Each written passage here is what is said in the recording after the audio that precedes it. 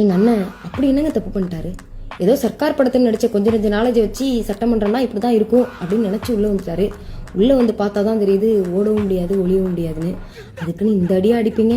அண்ணன் மன்னியரசு ஒரு பக்கம், அண்ணன் உதயநிதி ஸ்டாலின் ஒரு பக்கம், அதுலேயும் அக்கா பிரேமலதா படுத்தின அசிங்கத்துக்கெல்லாம் அரை நாள் அரசாங்க விடுமுறையே விடலாம் போல இருக்கு. அந்த அளவுக்கான அடி இன்னைக்கு சட்டமன்றத்தில் முதல்வர் விஜய் அவர்களுக்கு விழுந்திருக்கு.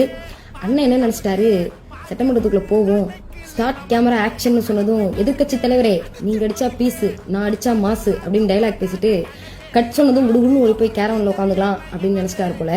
அப்படி நினச்சா we are very sorry bro, welcome to the real politics அப்படின்னு அண்ணன் உதயநிதி அவர்கள் இன்னைக்கு சட்டமன்றத்தில் சம்பவம் பண்ணிட்டாரு. அவர் கேட்ட கேள்விக்கெல்லாம் அண்ணன் விஜய் அவர்கள் பதில் சொல்வார்னு பார்த்தா சட்டமன்றத்தில் சும்மா தான் இருந்தார்.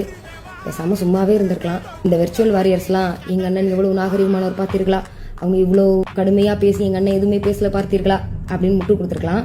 ஆனால் இவர் என்ன பண்ணிட்டாரு, வீட்டுக்கு போய் ஒரு 3 பக்கத்தில் அறிக்கை எழுதி சோசியல் மீடியாவில் விட்டுட்டாரு.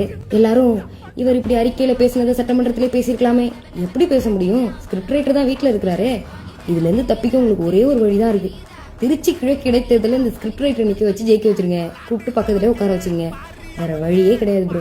ஆல்ரெடி மக்கள்லாம் என்ன மைண்ட் செட்டுக்கு வந்துட்டாங்கன்னா, ஆதரவு கொடுத்த நீங்கள்லாம் பிடிக்கலன்னா வாபஸ் வாங்கிக்கிறதுக்கு வழி இருக்குது, ஓட்டு போட்ட நாங்கள் ஓட்டை வாபஸ் வாங்குறதுக்கு வழி இருக்கா அப்படின்னு கேட்குற அளவுக்கு வந்துட்டாங்க.